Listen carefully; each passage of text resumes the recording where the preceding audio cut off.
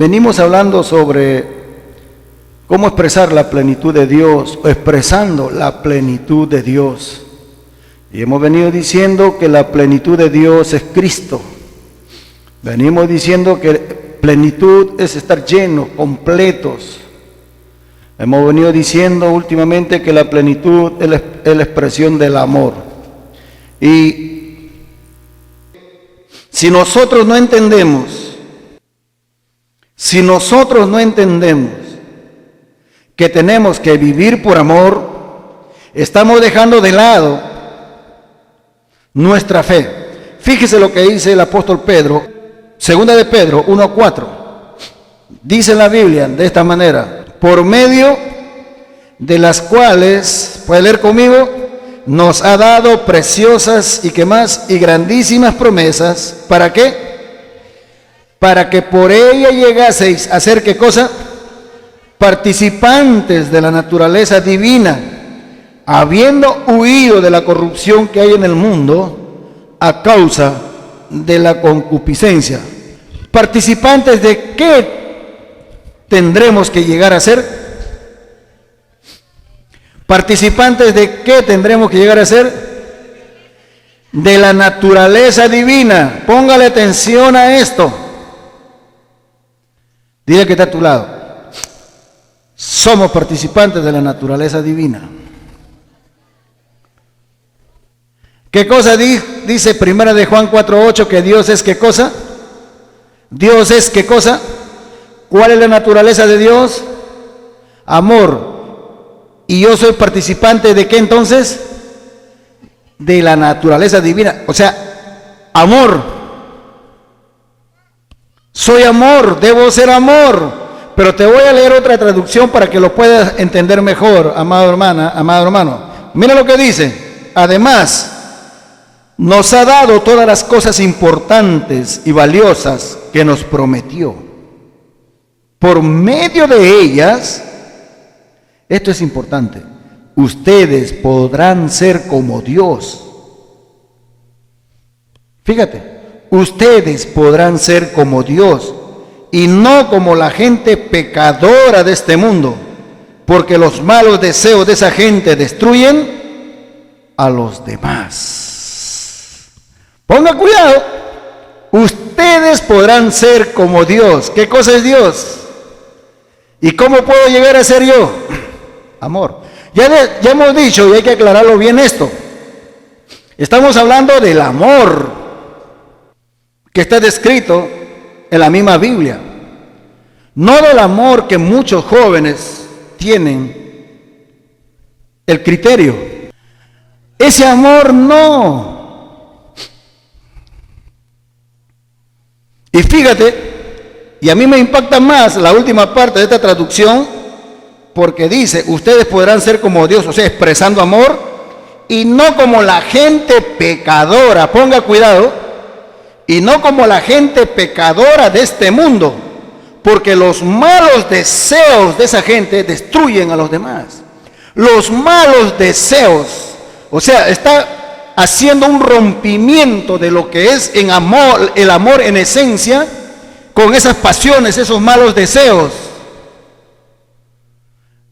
Y esos malos deseos destruyen a los demás. Ese amor que te dijeron: yo te amo, tú me amas, nos amamos, ese amor destruye. Señorita cristiana, joven cristiano, si usted da rienda suelta a sus pasiones creyendo que eso es amor, la Biblia dice que esos son malos deseos, y la Biblia dice que eso destruyen a los demás, y usted se va y se arrincona en cualquier esquina con cualquier sinvergüenza, sin el conocimiento de sus padres, sin que sea su esposo o su esposa. Eso no es amor, son malos deseos que destruyen a los demás. Te destruyes tú, y como hija o hijo de Dios, tú estás destruyendo al otro. ¿Está comprendiendo? ¿Por qué? Porque tú debes conocer lo que es amor y debes poner en práctica en tu vivir diario, en consecuencia de lo que sabes, lo que es amor. Y si entiendes esto, lo que es amor no destruye a tu pareja, o a tu amigo, a tu enamorado, a quien sea, no lo destruye. Y tú, al consentir y abrazarte y apoltronarte por allí, por las esquinas, lo único que estás haciendo es destruyendo el templo del Espíritu Santo y destruyendo al otro. So pretexto de que estás amando. Padres, enseñen eso a sus hijos. Madres, enseñen eso a sus hijas. Por lo que es la única forma de ser feliz. ¿Me estoy dejando entender o no? ¿Me estoy dejando entender o no? Pero si yo he conocido a Dios, cuando el sinvergüenza va a querer venir a agarrarme los glúteos, un momentito. Hasta acá nomás llegamos. La iglesia se desarrolla en la familia. ¿Sí o no? La familia, la primera institución que Dios hizo aquí en la tierra. La familia, ¿para qué? Para que se multipliquen, para que sojuzguen, gobiernen, dominen. O sea, la familia debe gobernar, debe reinar nuestra familia. ¿Y qué cosa le lleva a bloquear, a impedir que esa familia reine y gobierne? Los malos deseos, la falta de amor, metidos en el sentimentalismo. Hay que restaurar la autoridad como padre, hermano, hermana. Hace falta que usted entienda, padre, madre, hace falta que usted entienda que cuando tu hijo viene y te dice, estoy enamorado, hace falta que tú entiendas y digas que eso no es la voluntad de Dios. Todavía no es el tiempo. Porque si no, ¿cómo vamos a vivir expresando la plenitud de Dios partiendo de nuestros hogares? Solamente trae dolor, trae sufrimiento, con sentimientos de esa naturaleza. Del amor que estamos hablando es de ese amor que está descrito en 1 Corintios, el capítulo 13, llegando a su casa, léalo. Una de las cosas dice, no hace nada indebido, no busca lo suyo. Muchachitas, y yo sé que saben pensar, son inteligentes. O muchachitos, son inteligentes. Les preguntan cuánto es 2 por 2, 7 te dicen. Saben, son inteligentes. Saben qué es buscar lo suyo. Dios quería romper el egoísmo. Por eso es que Él mismo es amor. Para que si usted y yo y todo ser humano que tiene su naturaleza puede expresar la naturaleza de Él. ¿Cuál es? Amor. Amor. Por eso es que el apóstol Pedro, ¿sí?,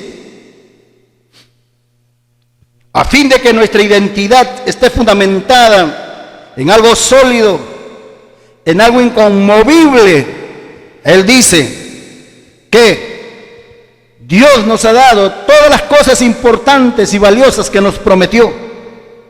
Y por medio de aquellas cosas valiosas, importantes, que Reina Valera lo llama grandísimas promesas y preciosas, nosotros por medio de ellas podamos ser como Dios y no como la gente pecadora. Dios es bien excluyente, ¿no? Dios es excluyente, ¿no? Y nosotros somos condescendientes.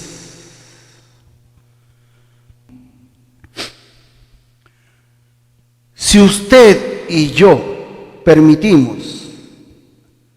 que el desenfreno de nuestras bajas pasiones nos lleven a hacer actitudes indecentes, no nos estamos amando. Menos estamos amando a la pareja. No sé si me estoy dejando entender. ¿Está comprendiendo? ¿Por qué? Porque si nosotros creyésemos que tenemos la naturaleza divina, entenderíamos que Dios está hecho de amor. Y si creemos y entendemos que Dios está hecho de amor, tu vida en plenitud, la expresión de la plenitud de Dios, como estamos hablando, también está hecho de amor. Todo lo haremos por amor Y cuando lo hacemos por amor, estamos mucho más allá de la ley y aún de la misma gracia. Estamos en la cumbre, estamos en la plenitud de Dios. Cristo, la plenitud de Dios. Cristo en nosotros, nosotros en Cristo. Somos uno en Cristo. Y Dios permita que entendamos esta nuestra identidad, hermanos y hermanas. Usted no es cualquier cosa. Usted no está hecho para que nadie tenga que pisotearle. Dios nos ha dado dignidad. ¿Cuántos creen eso? Nadie debe, digo debe, entiéndase bien, nadie debe pisotear nuestra dignidad. En la calle se dice respetos guardan respetos. Hay un límite hasta dónde debe ir la otra persona y hay un límite hasta dónde debemos ir nosotros. Dios nos ha revestido de esa bendición tan grande. Ya no vivimos en la ignorancia. Ya no vivimos por allí botados. Ahora Dios nos ha levantado a un lugar de plenitud. Hermanas, hermanos, metas eso a la cabeza. Podemos cometer errores, los más graves que sea, pero por esa razón nadie puede venir a estropearte. Nadie puede, nadie debe ultrajarte. De poder pueden, pero no deben. No debemos consentirlo. Porque nos gusta agachar la cabeza siempre, ya sea ante el dinero, ya sea ante el potentado, ya sea ante el alaracoso. ¿Por qué no nos mantenemos nosotros en nuestros pies? Tenemos dignidad, tenemos la naturaleza divina y debemos vivir en consecuencia de eso. ¿No les parece? No porque es pastor, el hermano David Adrián va a hacer lo que quiere con usted. Dios nos libre de eso. Y grábese bien esto, mi querido hermano y mi querida hermana. Porque se confunde mucho. El espíritu del adversario, Satanás, con su manipulación pretende dominar y gobernar al ser humano y se pone en un púlpito y de ahí él está dirigiendo su imperio. Y como está dirigiendo su imperio, ay de ustedes si no le obedecen en tal o cual cosa. No, hermanos, la Biblia no es de interpretación privada. Quiero que usted lo sepa. O sea, yo solamente no tengo la facultad de interpretar esto. Usted también tiene el espíritu que yo tengo. Y si yo te estoy manipulando o embaucando, tú tienes la palabra para que con la palabra me reprendas, porque así dice la Biblia. Amonestados los unos a los otros, exhortados los unos a los otros, así dice la Biblia. Y la Biblia no hace separación, menos a los pastores, no. Si bien es cierto que la Biblia dice debemos obedecer a nuestros pastores, debemos dar honra a los que enseñan y predican, doble honra todavía dice. Pero eso no quiere decir que aquel que predica o enseña va a hacer lo que quiere con tu dignidad. ¿Me estoy dejando entender o no? ¿Me estoy dejando entender? 1 Corintios 15, 27, 28. ¿Y qué cosa era? Y aquí viene. Porque todas las cosas, ¿qué cosa dice? Las sujetó debajo de sus pies. Y cuando dice que todas las cosas han sido sujetadas a él, claramente se exceptúa aquel que sujetó a él todas las cosas, o sea, Dios. Pero luego que todas las cosas le estén sujetas, entonces también el Hijo mismo se sujetará al que le sujetó a él todas las cosas, para que Dios sea todo en todo. Faltaba algo. ¿Cuál era ese algo? El último versículo lo dice. El Hijo mismo, ¿qué cosa? Se sujetará al que le sujetó a él todas las cosas, para que Dios sea todo en todos. ¿Qué faltaba? Después de esa revelación de que Dios se hizo humano, el Espíritu dio testimonio, los ángeles le anunciaron, fue predicado a los gentiles y ascendió. ¿Qué faltaba sobre eso? Que todas las cosas le sean sujetas a él. Antes que sean sujetas a él, él mismo tenía que sujetarse a Dios. Faltaba eso. ¿Va comprendiendo hasta ahí? Ok, fíjate. ¿Y cuándo tenía que el Hijo sujetarse al Padre? y cuándo tenía que sujetar todas las cosas. El versículo 24 de 1 Corintios capítulo 15. Luego el fin, cuando entregue el reino al Dios y Padre, cuando haya suprimido todo dominio, toda autoridad y potencia. Cuando Jesús estaba en la tierra, Él dijo, mi reino no es de este mundo. Cuando Jesús estaba en la tierra, Él vino a anunciar el reino de Dios. Él vino a reinar. Pero Él tenía que entregar ese reino a Dios. Y además que someter, suprimir todo dominio, autoridad y potencia. ¿Cuándo se dio eso? ¿Cuándo Él pudo suprimir todo dominio, toda autoridad y potencia que estaban afectando a la humanidad? ¿Cuándo lo hizo Él eso? ¿En dónde? En la cruz del Calvario. Muy bien, allí tenía que darse eso. ¿Y cuándo tenía Él que entregar ese reinado a su Padre? Y una vez sujeto todas las cosas, Él podría reinar. Una pregunta, ¿cuántos creen que Jesús reina ahora? Pero para que reine, Él ha tenido que entregar el reinado al Padre. ¿Cuándo se hizo? Y estamos tratando de entender esto para poder nosotros tener plena conciencia desde cuándo y en qué momento nosotros reinamos. Porque hay muchos que te sacan el Antiguo Testamento y empiezan a hablarnos del Antiguo Testamento. Creo que tanto el Antiguo como el Nuevo Testamento es Cristo, el Verbo, hecho carne, la palabra. ¿Me estoy dejando entender o no? No niego eso.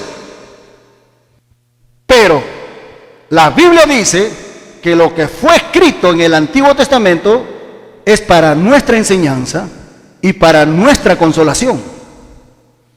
Pero hay algunos que quieren no enseñarnos lo que enseña el Antiguo Testamento, sino quieren que nosotros hagamos lo que el Antiguo Testamento dice, y ahí está fuera de las Escrituras.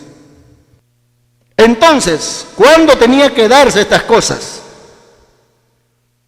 Cuando Cristo muere, resucita y asciende, y cuando se da algo muy importante en la historia. ¿Quiénes eran esos dominios, autoridades y potencias a quienes tenía que suprimir? Pueden tomarlo nota si desea.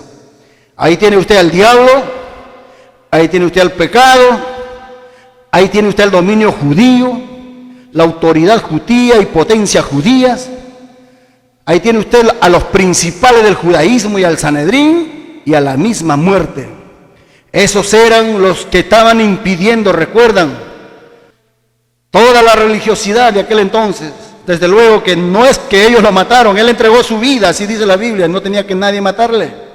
Él murió por usted y murió por mí. Pero ellos fueron los instrumentos que no quisieron entender que para ellos vino nuestro Señor y no le recibieron. Lucas, vamos a leer a ver lo que dijo Jesús, capítulo 21, del versículo 20 al 24. Dice la Biblia, dice Jesús está hablando, póngale atención. Pero cuando viereis a Jerusalén, ahí viene, esta es la continuación, digámoslo así, de lo que dijo luego el fin. Pero cuando viereis a Jerusalén rodeada de ejércitos, sabed entonces, ¿qué cosa? ¿La destrucción de quién? De Jerusalén como ciudad material. Entonces, los que estén en Judea, huyan a los montes, y los que en medio de ella, váyanse, y los que están en los campos, no entren en ella. Siga. ¿Por qué? Porque estos son días de ¿qué? De retribución. ¿Para qué? Para que se cumplan todas las cosas que están escritas. Continúe, siga leyéndolo. ¿Qué más? Mas hay de las que están encintas y las que críen en aquellos días, porque habrá gran calamidad en la tierra, e ira sobre ¿qué? Sobre este pueblo, y caerán a filo de espada, y serán llevados cautivos a todas las naciones, y Jerusalén será hollada. ¿Por quiénes? Por los gentiles. ¿Hasta qué?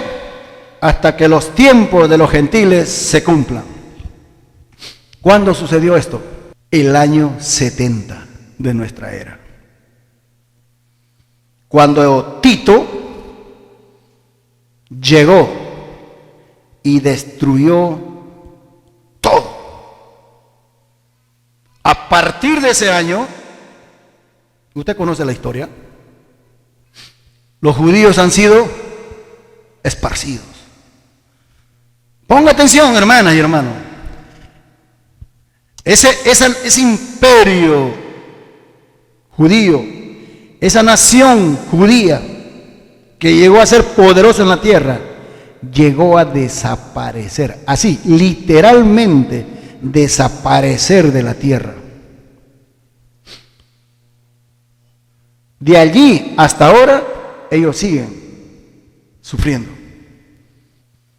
Ellos han sufrido dolor y persecución. ¿Te recuerda que Hitler nomás se mató a cuántos millones? ¿A cuántos millones mató Hitler? 6 millones de judíos, man. Claro, eso no es nada comparado con lo que mataron los españoles aquí en nuestro país, en el Perú. Los españoles mataron a más de 10 millones de indios. ¿Usted sabía eso? Sí. Así es que no nos sorprendamos de eso.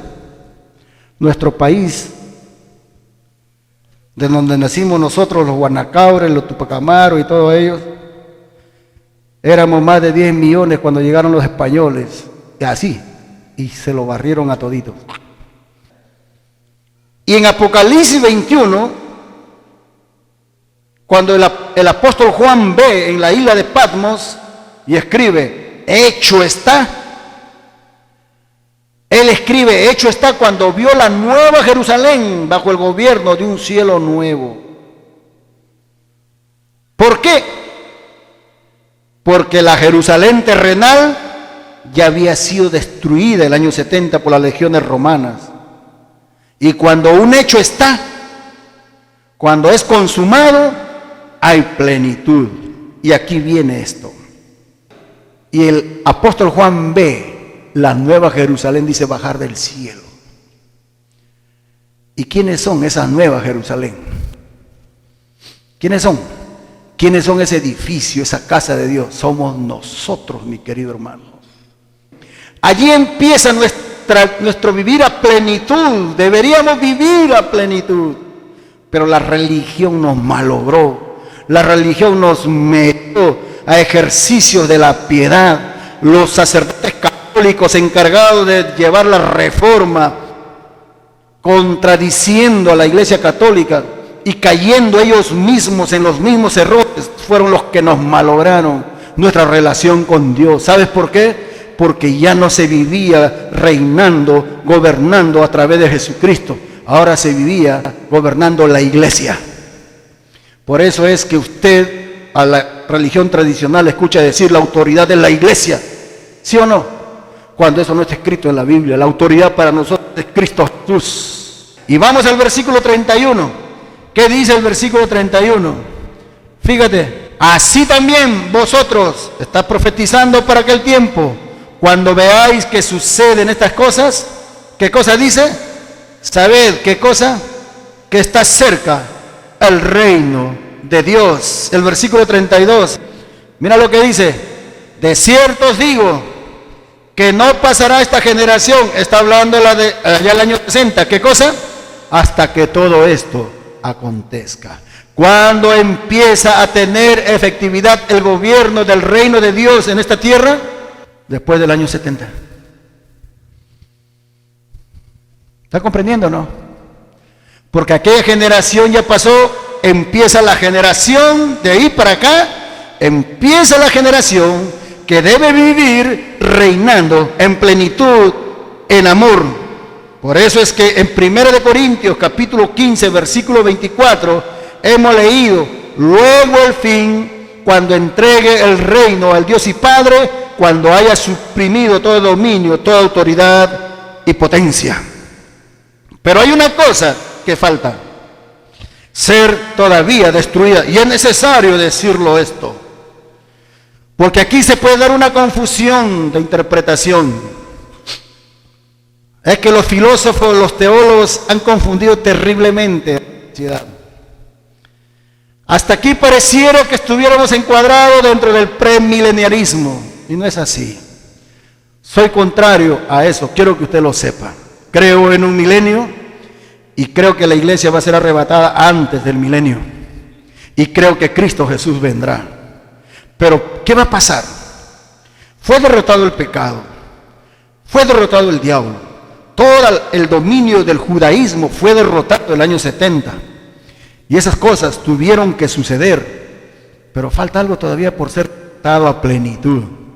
Y es la muerte. Primera de Corintios, capítulo 15, versículo 26. Fíjate lo que el apóstol Pablo dice. Y el postrer enemigo que será destruido, ¿qué cosa es? La muerte. ¿Cuántos tienen vida eterna aquí? Yo también tengo vida eterna. Todos tenemos vida eterna. Tenemos a Cristo, de la vida eterna. El conocimiento de Dios es vida eterna. Pero hay una cosa. Nosotros se nos ha sido dado las arras, que es el Espíritu Santo, como garantía de esto que va a suceder. Ponga atención. Como este cuerpo es de humillación, de pecado, todavía tiene que ver la muerte si Jesús tarda en venir.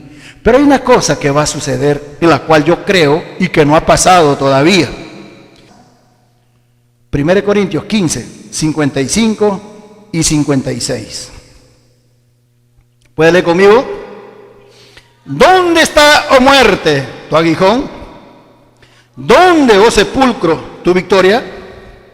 Ya que el aguijón del pecado, de la muerte es el pecado, y el poder del pecado, la ley. Vamos al versículo 51.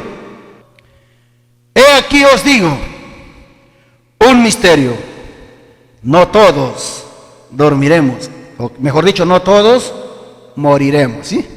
Pero todos seremos transformados en un momento, en un abrir y cerrar de ojos, a la final trompeta, porque se tocará la trompeta y los muertos, ¿qué cosa dice? Serán resucitados incorruptibles. ¿Qué tipo de cuerpo tendrán? ¿Qué quiere decir? ¿Qué entiende por incorruptible? Sin corrupción, sin sufrimientos, no sensible a las cosas que ha vivido acá. Y nosotros, dice, seremos transformados. ¿Por qué? El 53. Porque es necesario que esto corruptible, o sea, este cuerpo, se vista de qué? De incorrupción. Y esto mortal se vista de qué? De inmortalidad. El 54 me agrada bastante. Y cuando esto corruptible se haya vestido de incorrupción y esto mortal se haya vestido de inmortalidad, entonces se cumplirá, ¿qué cosa? La palabra que está escrita: sorbides la muerte en victoria. El 55 diremos: ¿dónde está, oh muerte, tu aguijón? ¿Dónde, oh sepulcro, tu victoria? En este mismo cuerpo transformado, sin dolor, sin sujeto a pasiones, sin llanto, sin nada, por toda la eternidad con Cristo Jesús. Aplauda al Señor si desea hacerlo. Hermanas y hermanos, no es una ilusión esto. Esto va a ser tan real como que ahora, si tú quieres gobernar y reinar en amor, lo puedes hacer. Porque tú ya tienes la garantía, tienes las arras. Y ese va a ser el último enemigo que experimentaremos nosotros, su derrota completa. Os pregunto, ¿cuántos creen que Dios ha sujetado todas las cosas debajo de los pies del Hijo? ¿Cuántos creen que el mismo Hijo está sujeto a Dios. Ahora, ¿quién debe reinar en tu vida? ¿Quién se va a manifestar a través de ti? Dios. Ahora viene la pregunta. ¿Y qué cosa es Dios? ¿Qué cosa es Dios? Dile que a tu lado, Dios es amor. Y si Dios es en ti, ¿tú qué cosa debes ser? Dile que está a tu lado, debemos vivir en amor y por amor.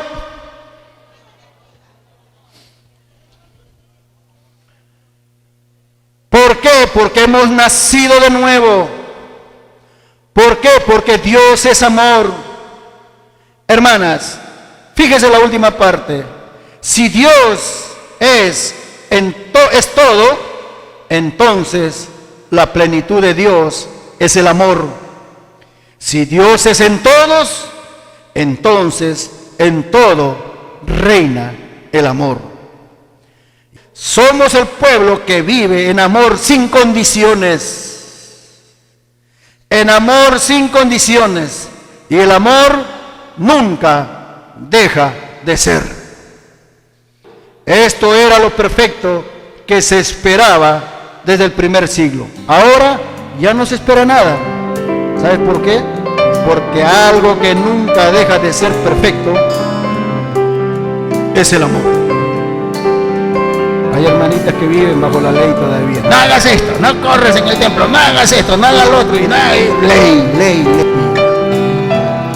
Todo es por amor, todo lo soporta. ¿Está comprendiendo o no? Mientras no sea la piedra como Chunguito, no derribaremos gigantes, mi querido hermano, mi querida hermana. Una vez que las aristas hayan desaparecido, recién podemos vencer gigantes. Y todo eso se centra en el amor. ¿Cuántos comprendieron esto? Que Dios les siga bendiciendo.